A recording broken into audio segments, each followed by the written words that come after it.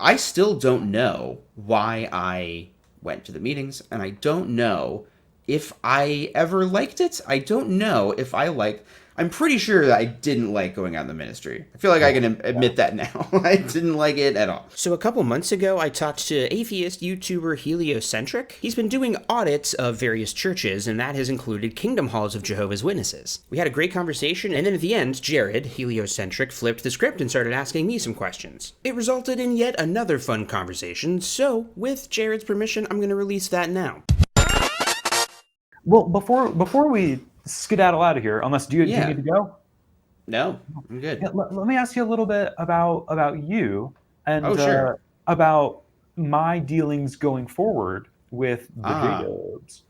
Oh, Um, yes. This is like my dream question that anyone could ever ask me. So I am so excited. so, first of all, were you formally disfellowshipped, or did you kind of quietly leave? I was disfellowshipped. I was disfellowshipped for apostasy, in fact. Really?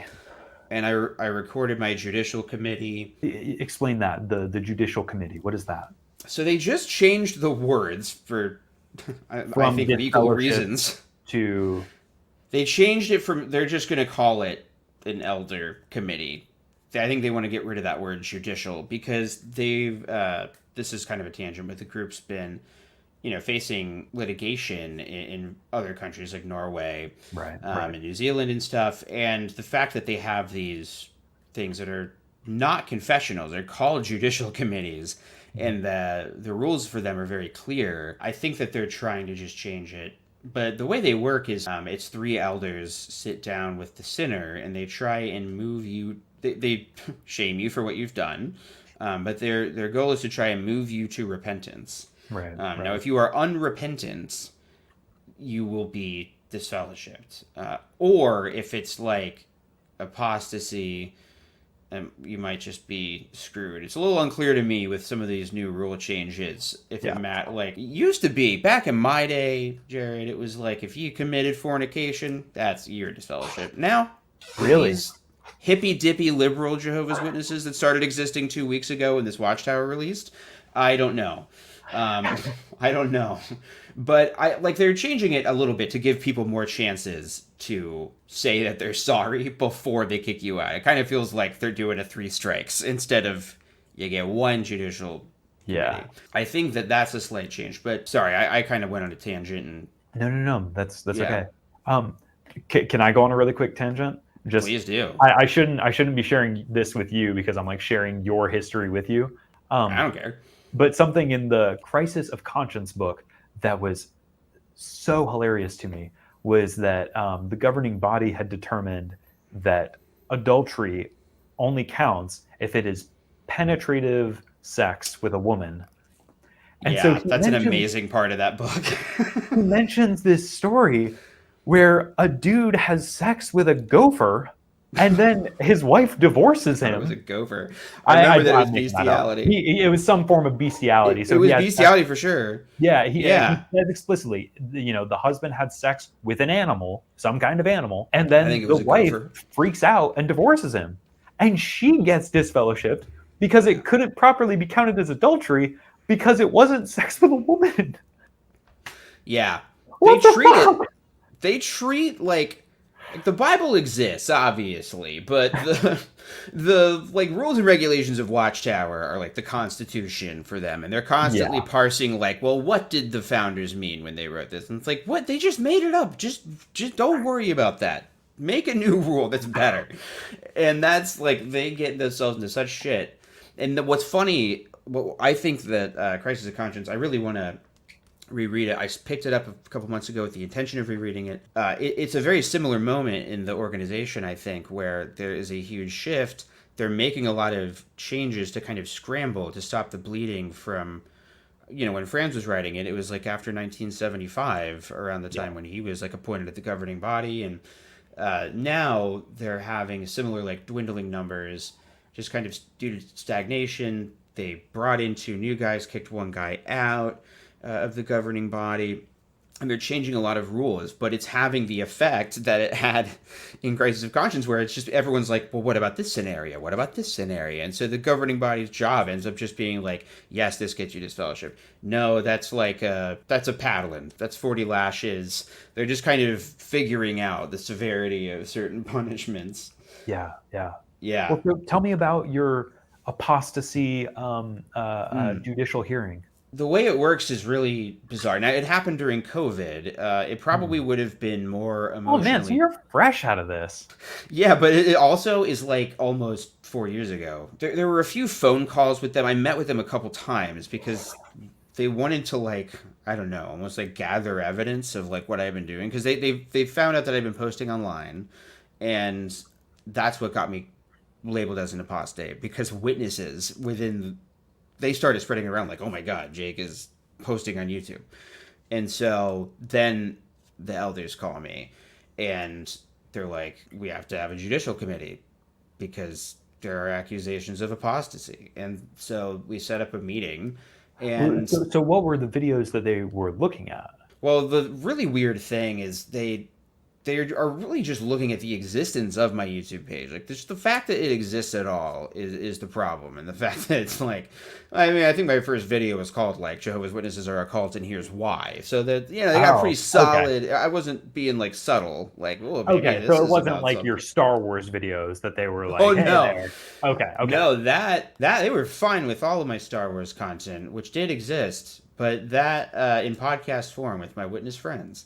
But... no, you're not allowed to say that the cult leaders are cult leaders. And they're right. By their standards, absolutely, I'm an apostate. Makes sense. But I wanted to go through the rigmarole. Like, I could have just written a letter. Yeah. I could have just written a letter, or I could have decided not to. But I don't know why my instinct was to just kind of blow everything up, put myself through this process, I think, because I knew what it was going to be. Like, I found out that, like, oh shit, this is a cult, and that means that I'm gonna have to leave, and that means I'm gonna be disfellowshipped. Like, shit, I'm going to lose my family. And so you have to take your time to mentally prepare for that. So by the time I had the judicial committee, I knew that I was fine with it happening in the way that you can be fine with things that aren't fine happening to you. Right. I had made peace with it in my head. I had listened to people's recordings of what they, like on YouTube, of like they secretly recorded them. I'm like, okay, so this is kind of how they go. And I also wanted to record mine just for posterity so I could at least prove that if people started spreading rumors about me, that I had a recording. Because frankly, when someone is announced as disfellowshipped, they don't say what it's for. They're not like, they weren't like, Jacob Kreitz is no longer one of Jehovah's Witnesses because he did X, Y, and Z. Yeah. So whether or not you are like a pedophile or a murderer, or you post videos on YouTube making fun of the governing body, those are the same. You get the same announcement at the meeting. Wow. And I was really worried that the assumption would be, because I am married, I was worried that the assumption would be that I like was unfaithful and like I had cheated. And because nobody was going to know, and my wife was still a witness at the time, I didn't want anyone to think that. So I wanted it on a practical level to be like, no, this is what they said. But then I looked at my state's recording laws, and it turns out it's perfectly legal to do it and post it, so I did. Yeah. Did you have them on a hidden camera? That's how that went. It was on Zoom because it was COVID, so I just had like OBS running in the background. Wow. I know. Link me that video because I really want to see it. I will. I will, yeah. Oh, God. The beginning of it makes me so mad because the audio's out of sync. It mostly doesn't matter because it's mostly just a recording, but I do a little intro that's bad. You can skip past that. The audio on this video will be totally in sync. I've learned the error of my ways. I focused so hard on it. But yeah, so that's how that shit went. Wow.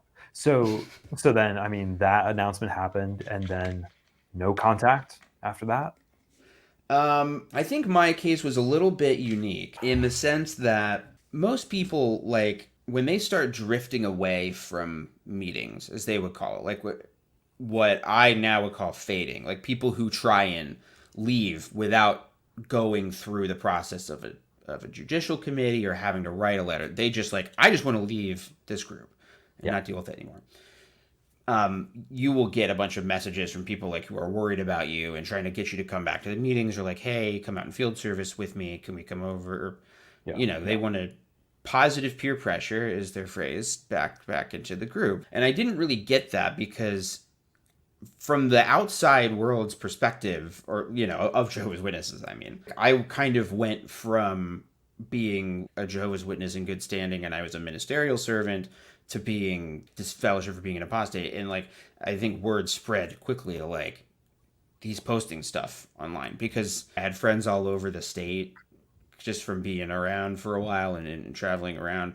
So I think word just spread. And so it really was like, none of my friends reached out to me at all. It really was just like, my friends I did that podcast with, it was like a message on Discord, and that was it. And I still haven't heard from them. What was the message?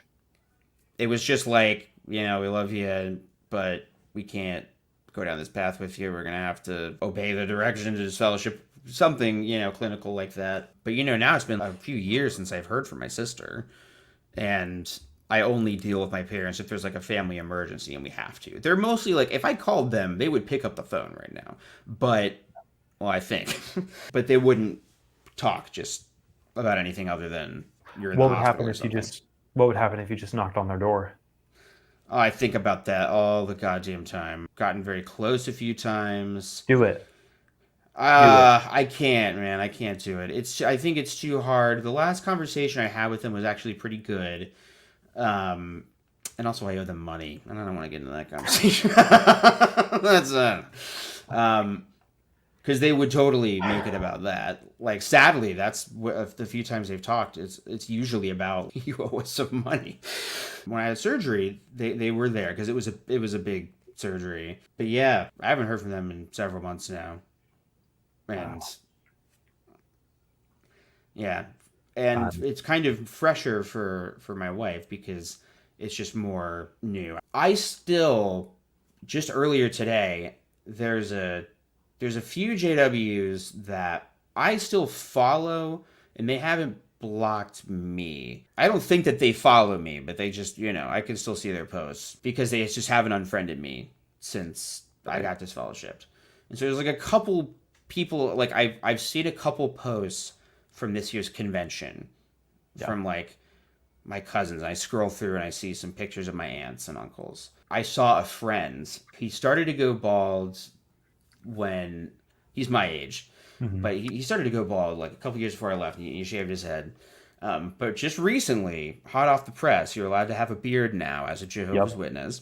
I'm sure you've heard the good news of beards and the gospel, of course. And so I saw this picture of him. I haven't seen him in years now, but I saw this picture of his face, and he had this beard, and I went, whoa! I get little updates that way, but it's sad a little bit to me. Now that I follow so many ex-witnesses and just friends from work or from life, whatever, everybody that I see, no matter where they are in life, is doing things that make them happy, and they're hanging out with their friends, and they see their family, and they're doing fun stuff. Like, everybody has shitty days, but mostly I see a lot of people who are making the best out of their life. And whenever I see these JW posts, it's always strained smiles when they're at the convention or out in service. And maybe it's not even that, because it's not always that stuff, but I think they're still doing that. I can't imagine having to go to the meetings every Sunday, like, especially now that I haven't done it for so long. I'm trying to think of, like, God, if I was still going, like, if I still didn't have Saturdays at all, just no weekend days to myself, which means no day to yourself at all, like, that would suck. And like, it's just nice to be able to give someone a birthday present, like just little things. And, not for nothing, not thinking that the world is going to end constantly. That's a huge weight off your mind.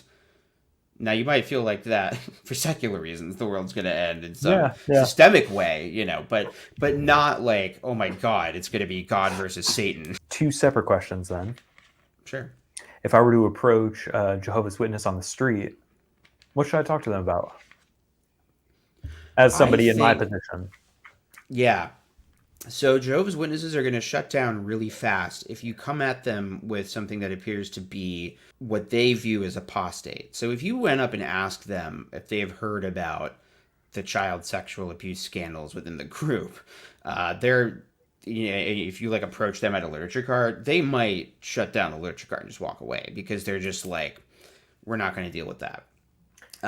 Interesting. And for the most part, they weirdly just aren't really equipped to deal with objections that aren't strictly based on the Bible. Like, they're really not given the tools to defend their group Yeah.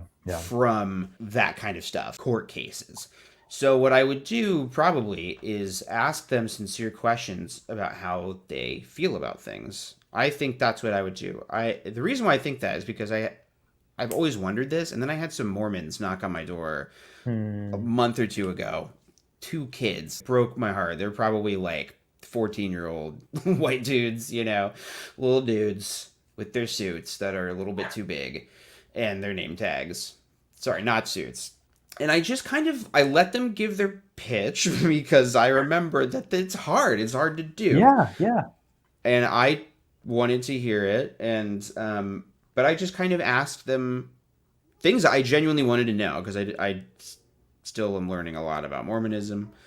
And then I just kind of asked them how they feel about certain things, like just about the fact that they have to be here and we want to be here. It's like, well, okay, well, but would there be consequences for you if you didn't? I think stuff like that. And I think the goal can't really be to try and change their minds, but to leave them with something. And a witness would say the same thing about knocking on someone's door. Like, you want to leave them with something that sticks with them and that makes them think and maybe, Google something later. Just make them think critically about literally any part of their life. Because once you start that slippery slope in your head of, wait a minute, I'm trapped. Like, once I had that realization, I just had that realization once as a witness, like, oh, I can't leave for any reason. And like, once I noticed it, I could never unnotice it. And it never stopped freaking me out. Even though it took years after that to do research, I would just think about it. What if I'm wrong, but I'm afraid to look? But what? Right. Why is that the case? Well, because it's Satan, but how would I know? That's the whole point. Yeah. That sort of mental anguish that you were describing earlier of like, is this God or is this Satan? It's the same thing. I think that's why it's so hard to genuinely have conversations. Like, I've tried to have witnesses on the show.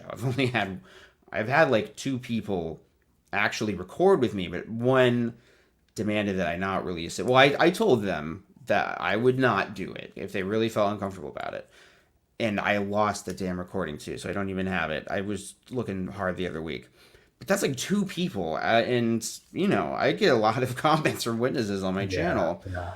And it's just bizarre to me that they don't even have like an infrastructure to defend themselves on the internet. Like, that exists for trad wives and Mormons. There are people who will just defend themselves on TikTok or whatever. Right. If they see someone shit talking them in the comments, they'll be like, no, you're wrong. I believe in Jesus Christ, and here's why. But witnesses never do that. They will just say something mean in my comments, and then they're gone. Fly away.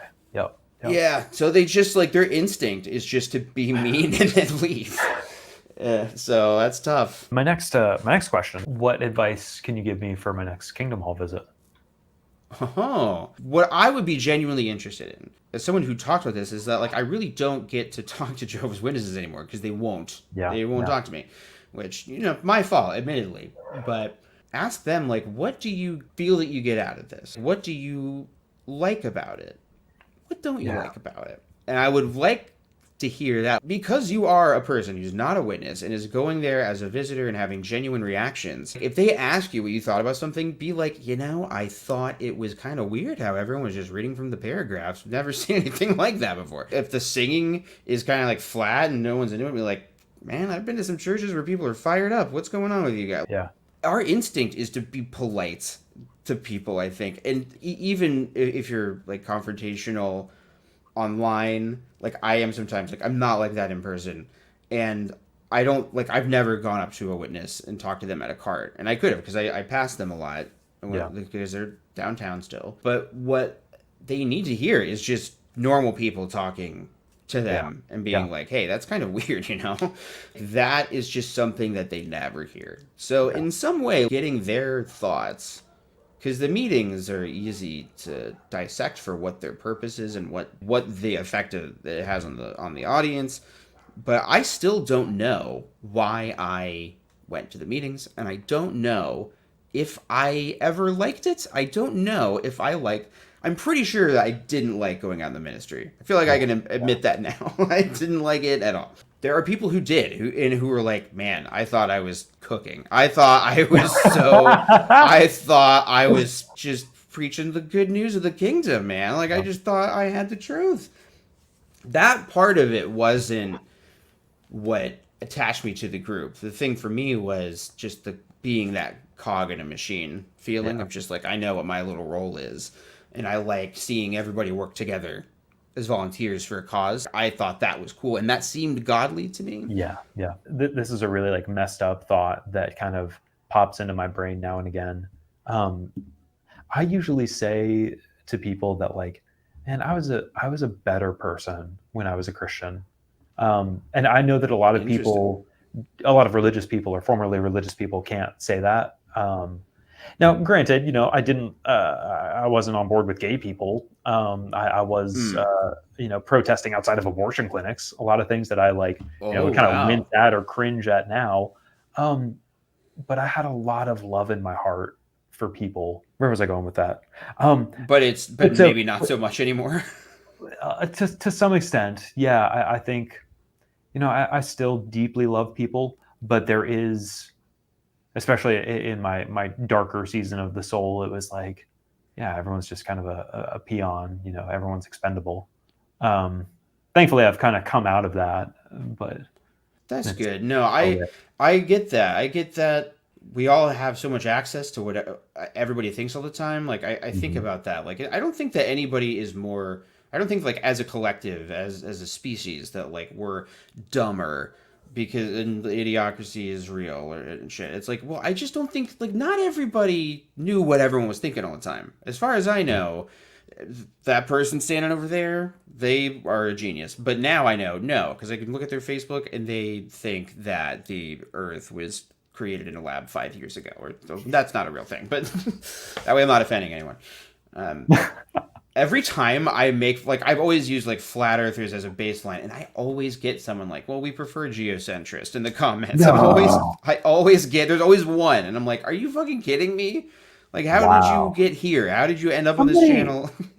Yeah, I, like the heliocentric thing, occasionally, I've gotten some, like, I'm sure you can relate to this, that so many comments are just, like, totally illegible and, like, incoherent. And it's like, I don't know if you're insulting me, complimenting me. Like, are you taking issue with something I'm saying?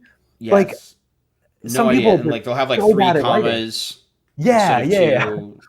Like every other word is in all caps, but it's like, it doesn't seem like it's the right word. Somehow formatting their comment like with a typewriter, like an old one. That then like, I'm like, oh shit, well I can't go back, so I just have to. And this key sticks. Like, I don't understand. I'm glad to hear you say that, actually, because I don't know sometimes if it's a language barrier and it's just like people using a machine translator and then copying it and pasting it into their comment box. But then why are they watching it if they can't even understand what I'm saying? Yeah. It seems like there's like weird copy pasta people where they're just like, I go on atheist channels or I go on X whatever channels and I just I tell them that they're wrong. Like, it seems like I guess they're just people like that. And I preferred when I didn't know that people like that existed. I don't like, because sometimes you just see a post that sucks, has a lot of likes, has like 35,000 likes, and you're like, I didn't know that I hated 35,000 people all at once today, but now I do because they agree with that stupid thing I just read. Like, we just have more opportunities to see the worst in each other now. Gosh. So I struggle with that. I struggle between the arc of history bends towards justice, all that shit. And then sometimes it's like, but actually no. And everyone's kind of stupid and sucks. And so do I, and I'm not that smart. And fuck us, we suck. Yeah, kind of a weird note to end on, but that's all I got. Thanks so much for watching. If you enjoyed this or other stuff on my channel, please do subscribe to my Patreon. I make member-exclusive stuff and release videos early. And I'd love to be able to make more stuff full-time even. So if you want to chip in, that'd be awesome. If not, no sweat.